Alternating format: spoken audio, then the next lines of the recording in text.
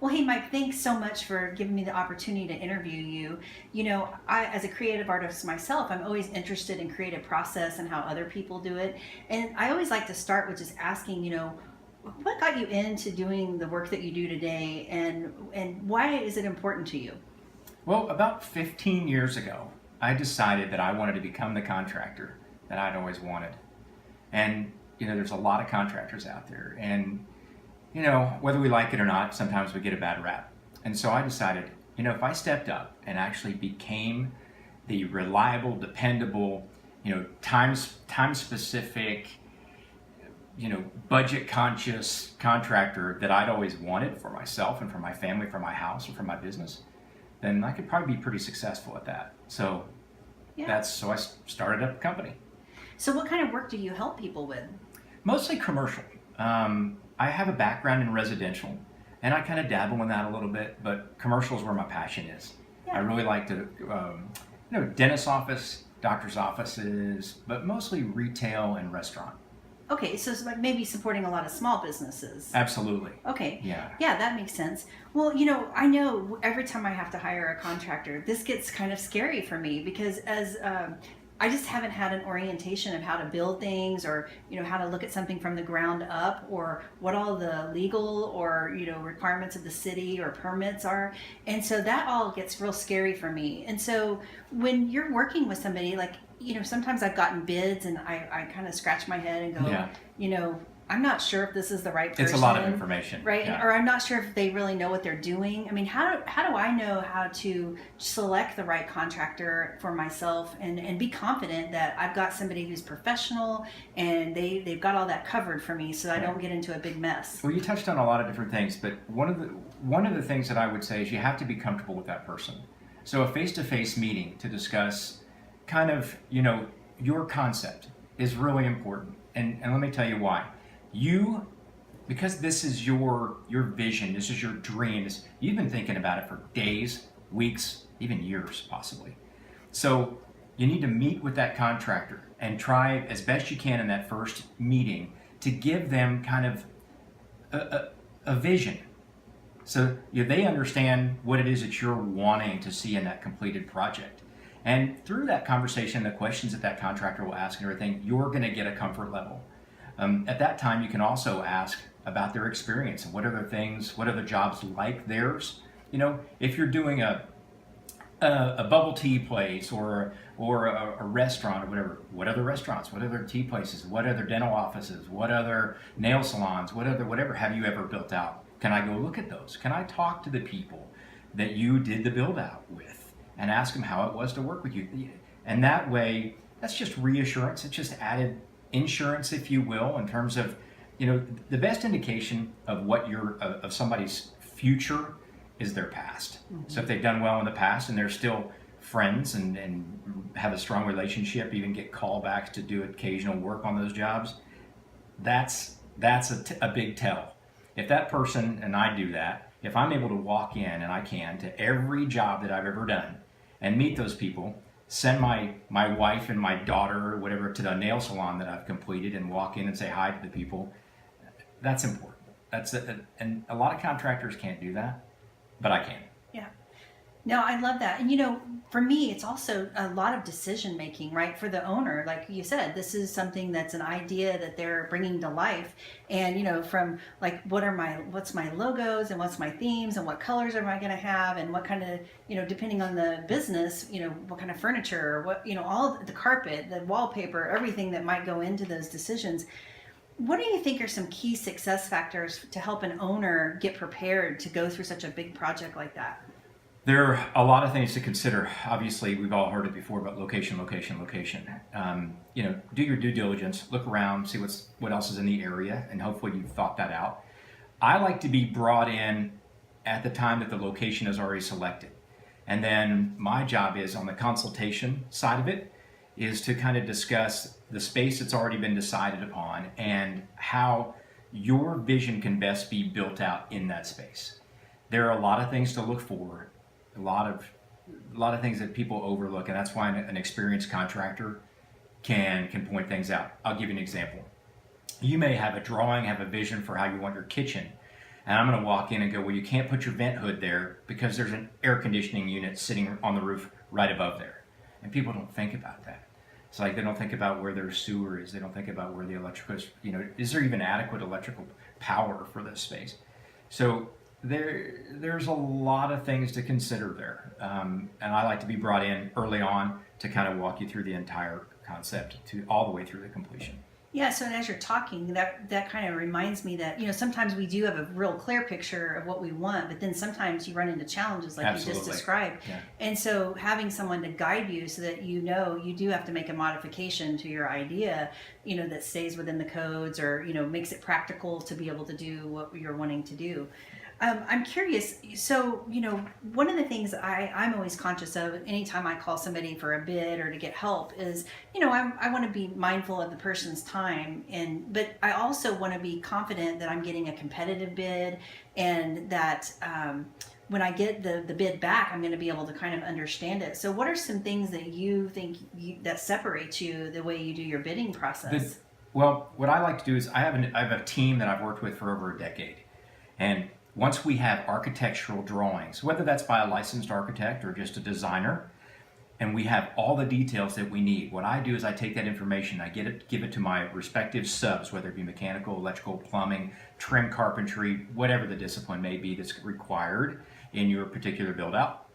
We take that information and I do a detailed grand scope, if you will, of what it's going to take from start to finish. And it's line item. And then we sit down and we go through it in person. I don't just send it to you and let you mill over it, because it's a lot of information, a ton of information. So you may want to ask questions and say, what is this? What is this? What is this? Then we have an opportunity together to go through it. We finalize what that bid process is. And then that leads into discussing all kinds of timelines and when can we start, when can we finish, what's the process. And it's, it can be overwhelming, but that's where I'll walk you through the entire process. Yeah, and I can imagine, we all have kind of a budget in mind that we start with, but then our dreamy ideas add up to big dollars. And so, how do you work with someone to stay within their budget, but also, giving them the alternatives or sacrifices or things that they can do? What we were just talking about, that grand scope, that's going to have a number at the bottom. It's going to include profit, overhead, site supervision, all the inspection, everything needed. Now, yes, things happen. We open up a wall when we find something unexpected. I could give you numerous examples, but I don't want to scare you before we even get started. But things do happen. What I do at that point is I bring you in, I show you what we're up against, I give you an estimate of what it's going to take. We sign what's called a change order, and then we move forward. At the end, we take all those change orders and we apply them.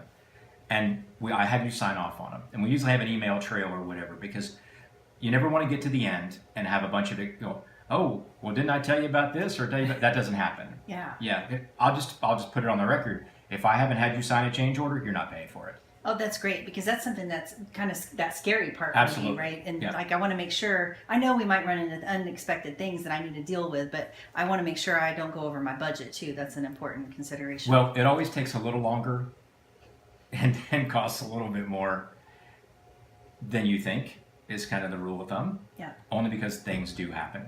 But I will tell you, I don't miss deadlines as long as we don't have any unexpected surprises. That's great. Well, I just have one last question.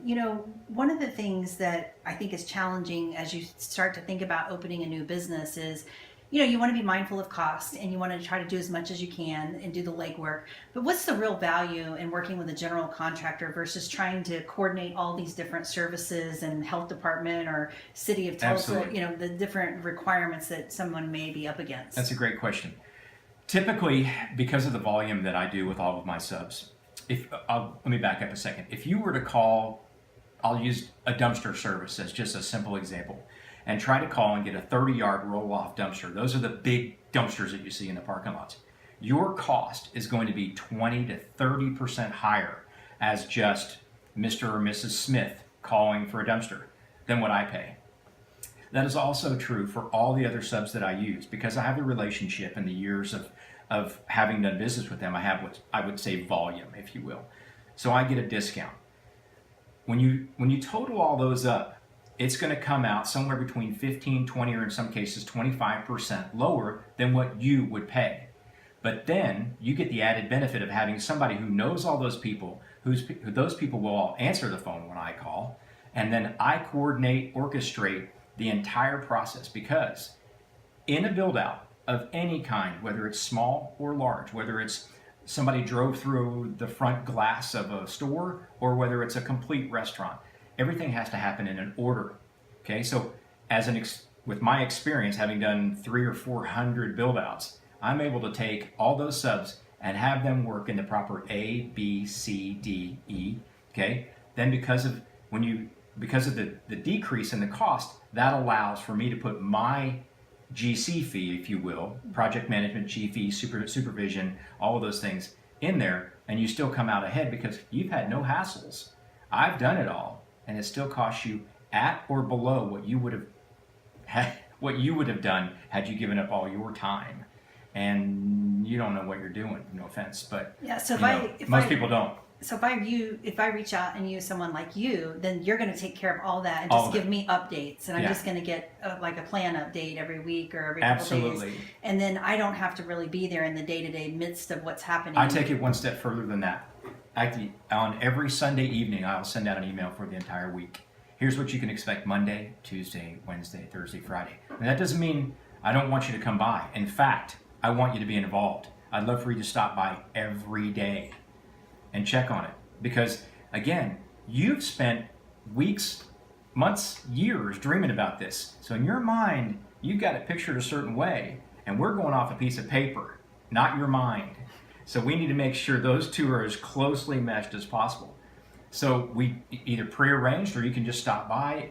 I'm not there every minute of every day, but most of the day. But if we could arrange to meet there together, then we could go through and make sure that we're all on the same page. That's really, we want to work together, but as far as the day-to-day coordination and making sure that everybody's doing what they're supposed to do and meeting the budget and the time on budget and on time, that's my responsibility.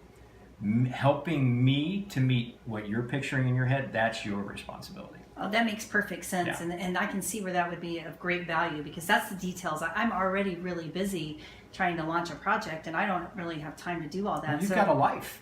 I'm scared about like taking that leap, right? Yeah, absolutely. So I just want to ask one final question before we go. What do you love about what you do? When you're taking somebody's idea, and I've seen them from a Sharpie on a napkin, on the back of a menu, when you take that from concept all the way through to the point where, I don't turn the job over until we have every inspection done. The health department's been there if you're doing a restaurant. The cleaning crew has come and gone. The punch list has been done to your satisfaction, and I have a certificate of occupancy in hand. To see the expression and the before and after pictures, it's incredibly satisfying to see that. And then to be able to go back and visit that, whatever the establishment may be, like I said earlier, to get your nails done or to eat a burger or whatever the case may be, and be able to know that I can put put MPH's name on that job, that's incredibly satisfying to me. Yeah, because every little corner that I do a build out, Alan, it's I'm putting my little stamp on Tulsa or the surrounding area in some way. Yeah, that's nice. No, I know that you take a lot of pride in your work, and I know that you love the creative process that goes in with this. So I just thank you for your time and sharing your details with me today, and I wish you all the success. Call me. I'll answer the phone.